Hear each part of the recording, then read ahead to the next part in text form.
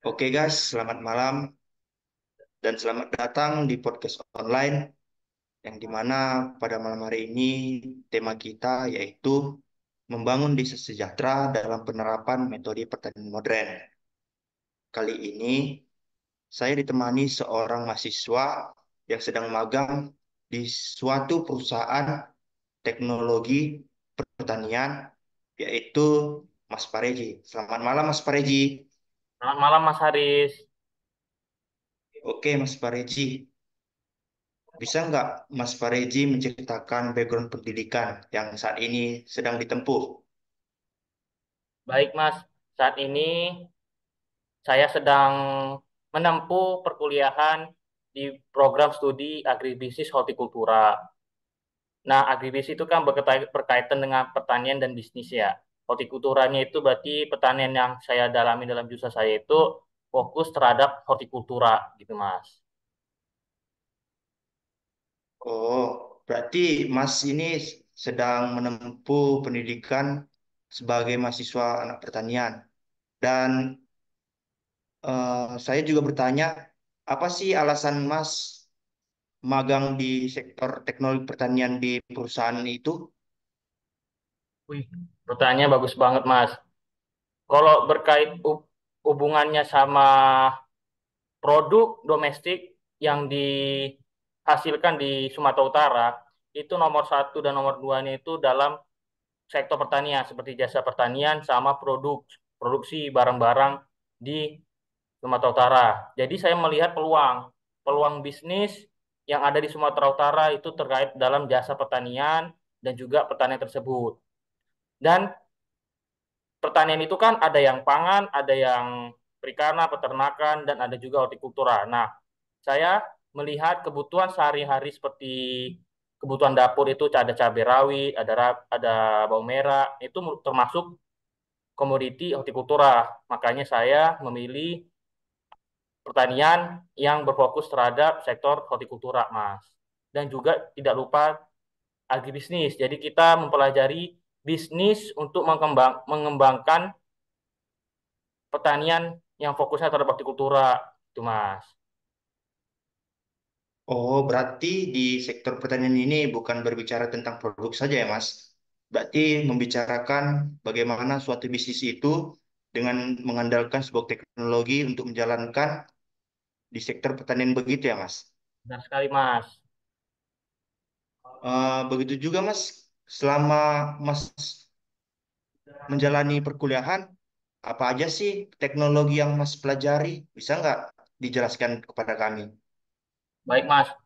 Ini sangat dalam banget ya pertanyaannya. Ya, Mas. Teknologi yang saya pelajarin itu kan dalam pertanian itu kan ada pratanam, seperti kayak pengolahan lahan, Ya. ada yang budidayanya, ada yang pasca panen. Yang saya pelajarin itu dalam pratanam itu pengolahan lahan itu bagaimana pengoperasian traktor berupa traktor tangan atau traktor kayak traktor itu bisa kayak gini ya Mas, John Deere tapi gimana ya? Itu traktor yang besar jadi dikendalikan kayak dikemudikan oleh seorang gitu. Nah, ini dalam perkuliahan itu kan saya mempelajari itu saya kayak oh iya ya dalam pengolahan lahan itu tidak hanya menggunakan seperti di sawah-sawah itu kan menggunakan kerbau untuk membajak, tapi ternyata ada teknologi yang sangat efisien dalam penggunaan tenaga seperti penggunaan traktor untuk pengolahan lahan. Dan juga itu kan teknologi ya, teknologi itu bagaimana cara kita melakukan aktivitas dalam pertanian, teknologi seperti kayak cangkul itu untuk apa ya pembuatan bedengan, dan juga penyemprotan pestisida itu menggunakan teknologi sprayer, dan masih banyak lagi Mas selama perkuliahan. Oh, kalau begitu untuk melanjut pertanyaan sebelumnya, tadi kan membahas teknologi yang dipelajari selama perkuliahan. Nah, kali ini apa sih teknologi yang Mas pelajari selama Mas menjalani magang di perusahaan tersebut? Oh, siap Mas. Nah, tadi kan kalau dalam perkuliahan itu kan saya sudah mempelajari bagaimana pengolahannya kan. Nah, Ya, teknologinya itu tidak berhenti dalam pengolahannya saja, tapi bagaimana penyiraman, pemupukan, dan juga bagaimana kita dalam mengolah manajemen dalam teknologi tersebut. Nah, saat magang ini yang digunakan dalam pengolahan lahan juga ada juga traktor tangan, jadi sama. Terus dalam penyiraman itu yang saya pelajari di tempat magang saya itu ada dinamakan irigasi tetes dan juga vertigasi dalam pemupukan. Jadi dalam irigasi tetes itu dia cara eh, yang ini hal yang sangat baru yang saya pelajari dibandingkan dalam saya masih masa kuliah. Jadi kayak kan kalau saya penyiraman itu atau pemupukan itu kan secara manual ya.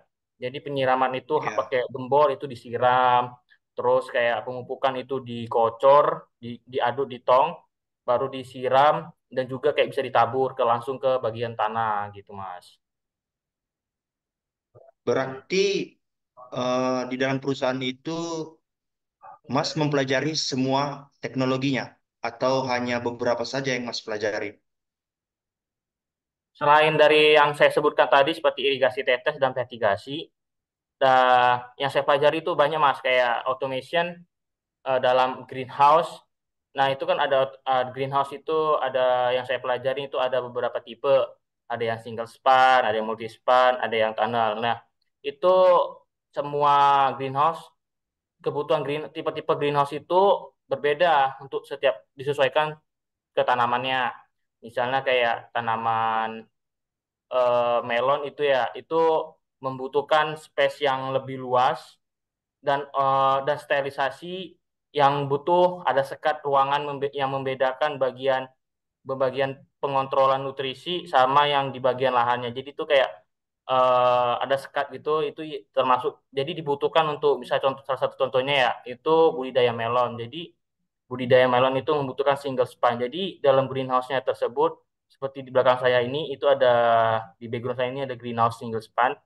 Jadi itu ada sekat yang untuk mencegah di sekatnya itu membatasi saat orang masuk itu kan eh, pasti akan ada resiko membawa eh, bakteri dari luar. Jadi masuk itu ada sekat, terus itu ada yang memisahkan dari langsung ke tanamannya. Jadi tanamannya itu tidak langsung, apa ruangan yang ada tanaman itu tidak langsung tercemar oleh bagian luar. Itu dibutuhkan eh, apa ya tempat yang membedakan tempat tanaman dan tempat untuk operation sistem seperti teknologinya automation. Nah, kalau untuk irigasi tetes itu juga menggunakan automation Mas. Itu automation tersebut mengatur jadwal sama juga automation tersebut ada juga mencakup sensor tanah.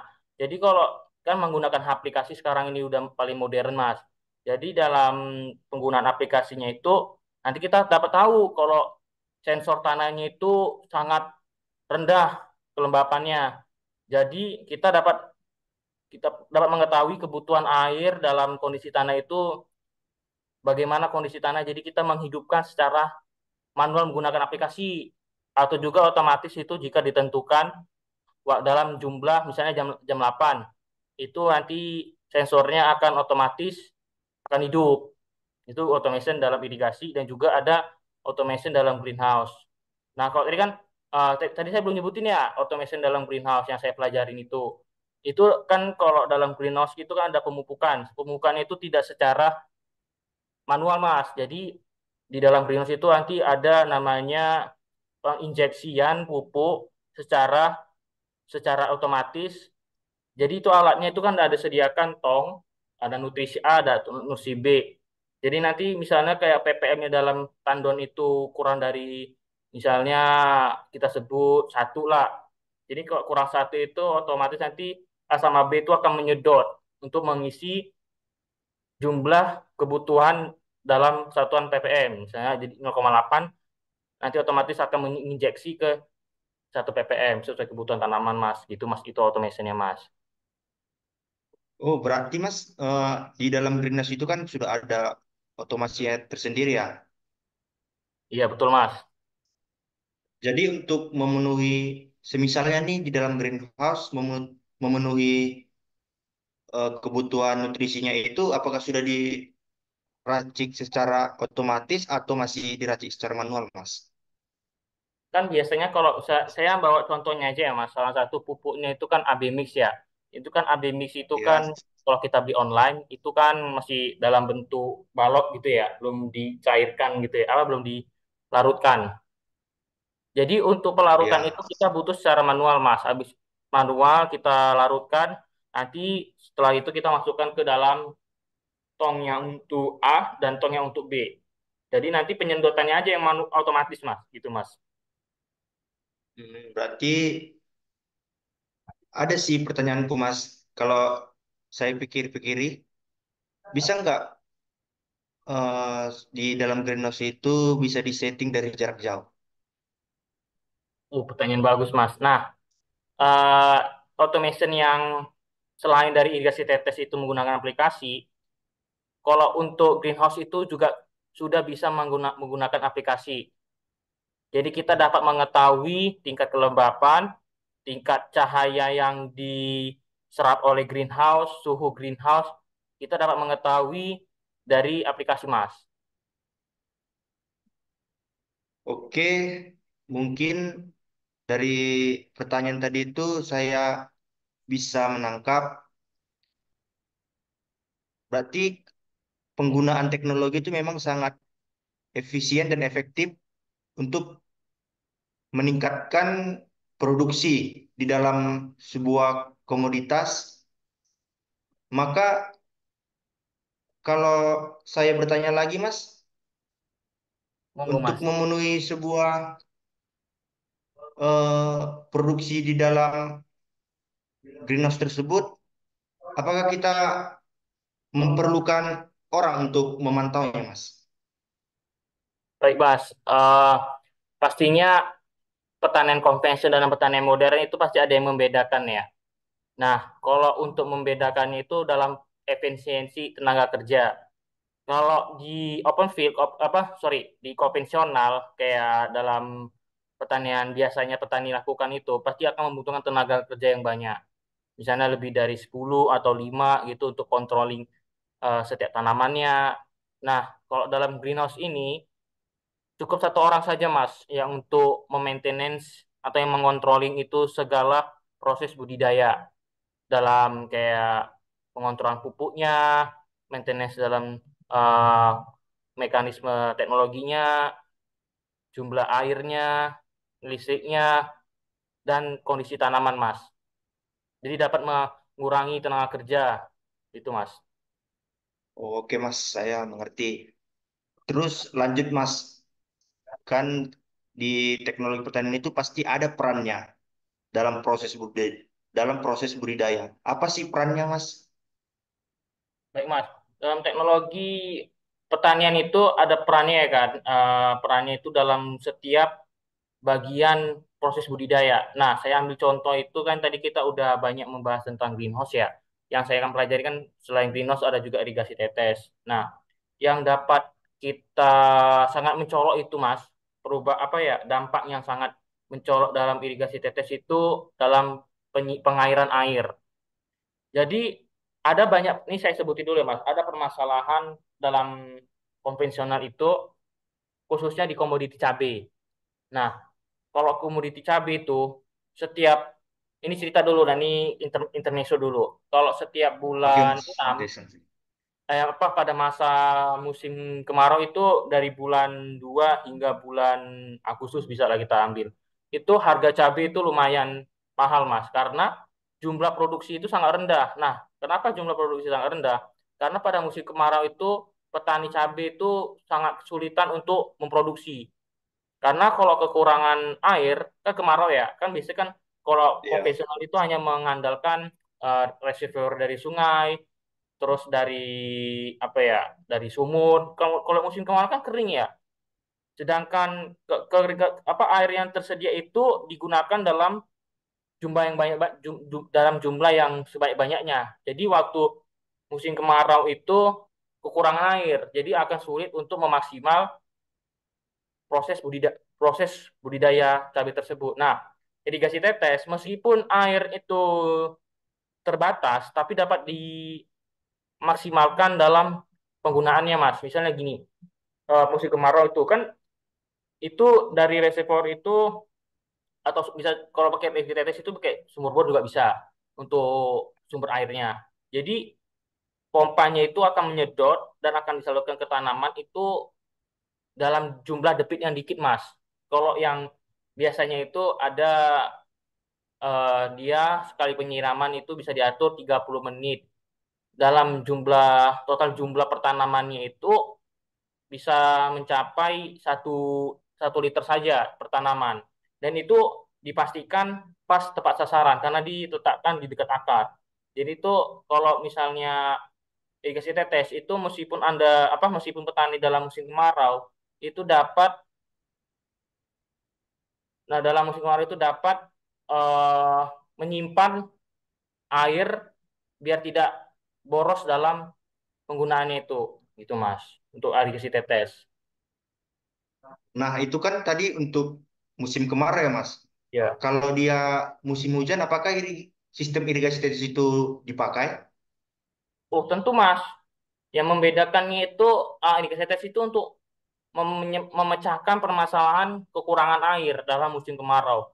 Kalau dalam musim hujan, ya pastinya kan penggunaan air lebih efisien. Apa maksudnya tidak sebanyak musim kemarau. Jadi kita dapat mengatur, misalnya musim hujan nih, habis hujan nih ya, nanti kan ada sensor tanahnya itu udah tingkat kelembapan optimum yang bagus untuk tanaman. Jadi ya kita tidak perlu lagi melakukan penyiraman. Jadi kita dapat mantau secara jauh menggunakan automation tadi, menggunakan aplikasi melalui handphone, gitu Mas. Oh, begitu ya, Mas. Tapi kalau ngomong-ngomong, bagaimana sih cara kerja teknologi yang Mas sebutkan tadi dalam memproses atau melakukan budidaya di suatu komunitas itu? Baik Mas. Nah, cara kerjanya ya, kan Ya, irigasi tetes itu menggunakan instalasi perpipaan. Jadi nanti uh, selain di lahan budidayanya itu pertama dibuatkan dulu sumur bornya, tempat sumur bor di mana sumur itu akan dibuat. Habis itu nanti ada instalasi. Nah, instalasinya itu dilengkapi seperti kayak tandon, terus nanti ada perpipaan, terus nanti ada kayak beberapa valve, terus ada water meter untuk mengetahui jumlah air yang digunakan, terus nanti ada pressure gauge, banyak lah Mas. Kalau saya sebutin nanti akan kurang jadinya durasi zoomnya ini. Tapi intinya gini Mas, itu yang kan ada valve itu katup Mas. Itu irigasi tetes ini kan secara automation ya. Jadi automationnya itu nanti irigasi controller pengatur irigasinya itu akan dihubungkan sama valve yang secara elektrik. Jadi valve-nya ini terbuka atau tertutupnya itu tergantung dari otak irigasinya, irigasi controllernya. Jadi valve-nya ini kan bisa kalau kita valve yang biasanya itu kan pakai tangan ya, buka, tutup. ya. Nah ini yang membedakan dalam teknologi sebelumnya ini udah automation. Jadi buka tutupnya itu tergantung dari bagaimana kita ngontrol secara aplikasi. Nah, setelah dari instalasinya itu kan kita harus perlu tahu bagaimana mengatur tekanan. Jadi ini permasalahan yang sangat umum sih, bagaimana tekanan itu diatur dalam perpipaan. Jadi misalnya kalau instalasi itu dari 2 inci ya. Nah, 2 inci tersebut itu kemungkinan itu ada 2 bar. Jadi nanti waktu itu pipa, kan tadi kan ini pipa utama. Nanti kalau ada pipa sub pipanya atau pipa percabangan ke tanaman itu kita kurangin jadi 1 inci. Jadi tekanannya itu dari dua inci ke 1 inci kan lebih besar ya. Jadi itu eh, yang diperlu perhatikan dalam pengaturan tekanan. Jadi waktu waktu dia air masuk ke selang dripnya itu kan nanti kan dari pipa akan disambungkan ke selang drip. Nanti kan akan selang dripnya ini yang akan sesuai arah bedengan. Jadi itu memerlukan minimal 1 bar untuk menyesuaikan untuk menyuplai jumlah debit tetes-tetesan tadi itu ke setiap emitter. Itu Mas, itu cara kerjanya Mas. Dan untuk biasanya Mas kan itu kan sistem irigasi kan memerlukan sebuah pompa nih. Ya. Itu pompanya itu berapa hektar sih bisa dialiri? Eh, Kalau sesuai pengalaman saya itu pompanya itu memiliki pertama gini ya Mas, kita kan ada pompa misalnya itu 6 bar. 6 bar berarti kalau kedalamannya itu 60 meter ya. Nah, itu perlu Ya. kita perhatikan. Kalau misalnya kedalamannya itu ada 20 meter itu 2 bar, terus kita perlu menyesuaikan spesifikasinya. Kalau dia dalamnya itu 20 terus perlu lagi ke sana itu berarti misalnya kapasitasnya 30 bar 3 bar pompanya itu. Terus nanti di bawahnya itu dalam sumur bornya itu udah kedalaman 30. Berarti kan pas ya kan. Jadi dia waktu di atasnya itu nggak ada tekanan. Jadi kita memerlukan 2 pompa misalnya gitu. Kalau memiliki budget yang lebih tinggi lah. Jadi satu pompa untuk menarik air dari sumur, satu pompa untuk menyuplai ke tanaman gitu Mas. Untuk pengaturan penggunaan pompanya Mas. Oh, kalau berbicara tentang alat untuk sistem irigasi kan Mas, kalau saya pribadi nih, saya mikirnya itu terlalu mahal nggak sih dibandingkan pertanian konvensional yang digunakan dalam kegiatan sehari-hari yang dilakukan oleh petani di Indonesia saat ini, Mas. Baik Mas. Kalau kita melihat dalam jangka pendek mungkin memang lebih mahal dibandingkan konvensional Mas. Tapi kalau kita lihat dari jangka panjang Mas, dari penggunaan air, efektivitas itu lebih cuan lagi kalau kita dari ekonominya itu dalam irigasi tetes Mas. Karena pertama kita tidak perlu lagi menggunakan biaya tenaga kerja dalam penyiraman, sama juga pemantauan pemeliharaan ke seluruh tanaman. Terus kita tidak butuh lagi tidak takut lagi dalam investasi penggunaan air. Misalnya jangka panjang itu air takut gini-gini kurangan air. Jadi kita itu dapat berkompetensi dalam pasar. Harga tinggi kita dapat menyuplai, harga rendah bisa kita sesuaikan Mas. Jadi kita bisa memenuhi tingkat kebutuhan pasar dalam komoditi khususnya cabai gitu Mas. Itu khusus untuk irigasi tetes Mas.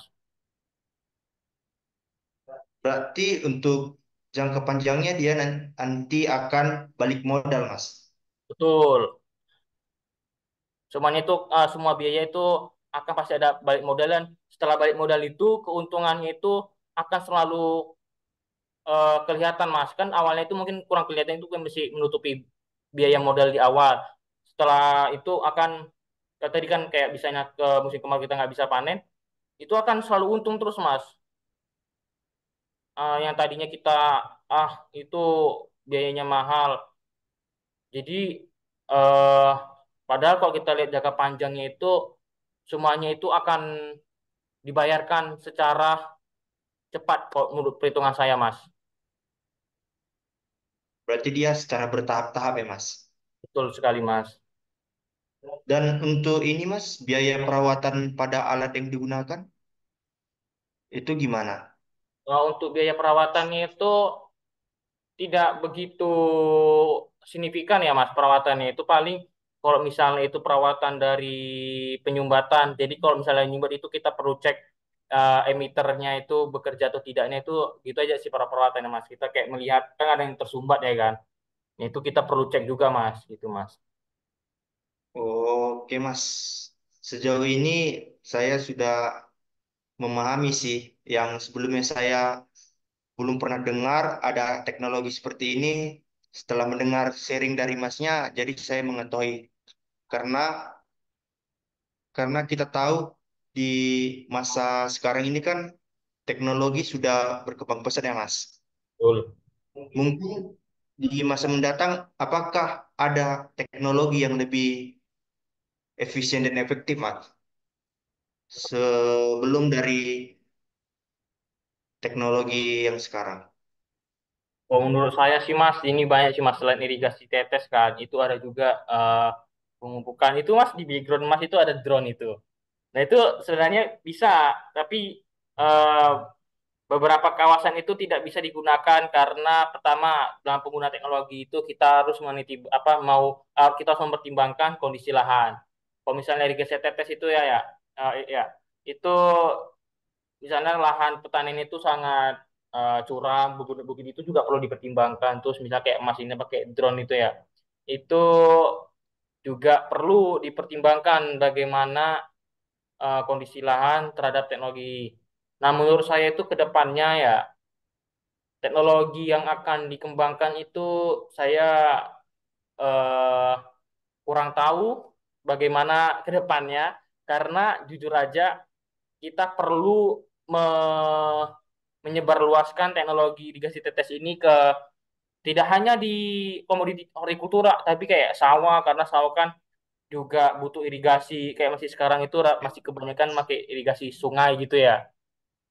Nah, Iya, Mas. itu kayak kita perlu mengoptimalisasi penerapan teknologi di petani sekitar kita kayak beberapa desa yang fokusnya di padi, desa yang fokusnya dalam hortikultura. Jadi itu harus benar-benar permasalahan tersebut diselesaikan seperti kayak permasalahan pengairan dengan irigasi tetes mas atau irigasi curah, irigasi sprinkler, irigasi bisa jadi kayak irigasi pakai drone gitu mas. Oke, Mas. Ini ada satu lagi pertanyaan, Mas. Apa itu mas? Jadi pertanyaannya begini, Mas. Bagaimana teknologi yang Anda sebutkan tadi dapat membangun desa sejahtera dari penerapan metode pertanian maju? Silahkan dijawab, Mas. Nah, ini sangat poin yang terakhir yang sangat on point sih. Majunya itu dikatakan kalau desa tersebut sudah sejahtera, nih kan. Sejahtera itu kalau ekonominya itu tidak merasa kurang lagi. Jadi desa yang maju fokusnya dalam produksi itu dalam setiap tahunnya itu tidak mengalami permasalahan. Kayak permasalahan yang sangat umum sampai sekarang itu dalam pertanian itu pengairan. Jadi kalau untuk yang biar maju, itu bagaimana permasalahan tersebut jadi pendapatan petani tidak akan rugi. Dan juga misalnya dalam harga tinggi itu dalam musim kemarau itu produksi tetap ada. Jadi akan meningkatkan pendapatan petani dalam desa tersebut. Gitu Mas, menurut saya. Berarti teknologi itu harus gimana ya? Emang desanya itu dia desa yang bukan ketinggalan lagi ya, Mas. Dan dia memiliki akses untuk mendapatkan teknologi tersebut. Ya, itu kalau untuk akses untuk penerapan teknologi tersebut itu harus kita harus berkolaborasi antara penyuluh sama kayak eh, pengadopsi teknologi dan petani. Jadi kayak saling kolaborasi dalam pemecahan masalah yang sering-sering terjadi dalam beberapa desa di Indonesia saat ini, Mas. Berarti saling kolaborasi lah, Betul petani sekali, dengan Mas. penyuluh.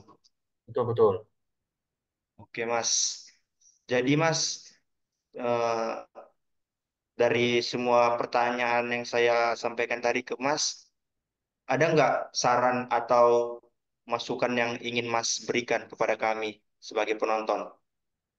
Jadi untuk anak muda atau petani saat ini, jangan takut untuk menginvestasikan segala modal yang Anda miliki karena itu akan menghasilkan jumlah panen, khususnya panen ya untuk produktivitas. Itu pasti akan lebih efektif dan lebih efisien dibandingkan konvensional. Jadi jangan takut untuk berinvestasi di sektor pertanian. Itu sih kata kata dari saya, Mas. Oke, begitu guys, respon dari Mas Pareji. Jadi tiba di penghujung acara kita sudah selesai. Saya selaku moderator sangat berterima kasih kepada Mas